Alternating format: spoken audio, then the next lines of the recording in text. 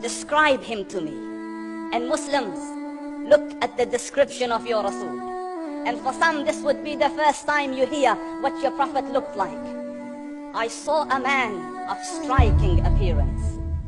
ظاهر الوضاء أبلج الوجه, radiant face, حسن الخلق, beautifully created. لم تعبه السجلة, his belly wasn't protruding.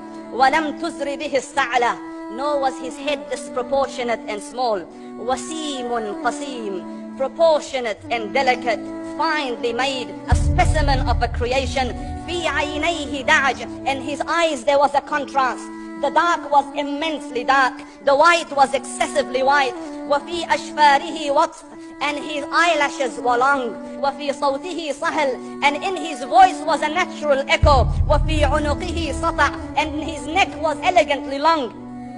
وفي لحيته كثافة, his beard was full and thick. أزج أقرن, his eyebrows were arched, but they were not joined, it was separated. In summit فعليه الوقار, when he was silent, dignity covered him. وإن تكلم سماه وعلاه البهاء, and when he spoke, it was audible and clear, almost commanding and overtaking. أجمل الناس وأبهاهم من بعيد, from afar the most striking and outstanding in appearance. وأحسنهم وأجملهم من قريب, and when he came near, the best of them and the most handsome of them in closeness.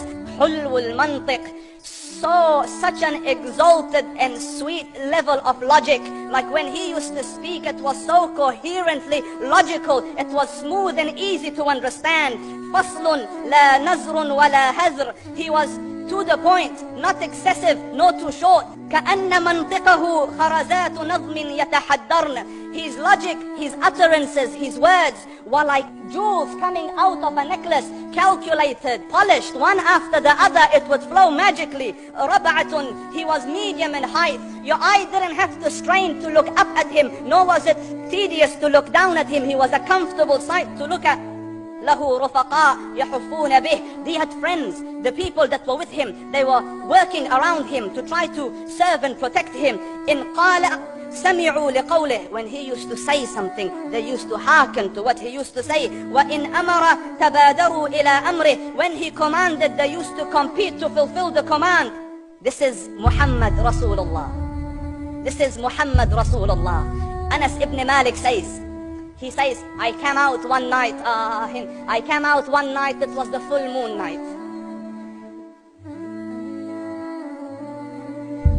And I looked at the moon, and in the desert, understand, the moon is an awesome sight.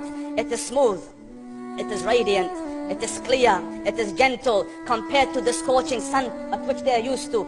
So the moon was the epitome of beauty. So he says, I came out at a full moon night and I looked at the moon and I saw it beautiful, handsome. So I said, let me go see if the moon is more handsome or my Prophet is more handsome. Let me see if that is more beautiful or the Prophet is more beautiful. So I went and I saw him standing afar. So I looked at his face, and I looked at the moon, and I looked at his face, and I looked at the moon, and I looked at his face, and I looked at the moon, and he said, Wallahi, he was more handsome than the moon in its entirety. That is just the look of your Rasul. Aisha radiallahu anha says, I was sewing with the needle, my needle dropped in the dark, I couldn't find it. I said, Ya Rasul, I can't find it. He moved his face close, and I swear, out of the radiance of his face, I found my needle.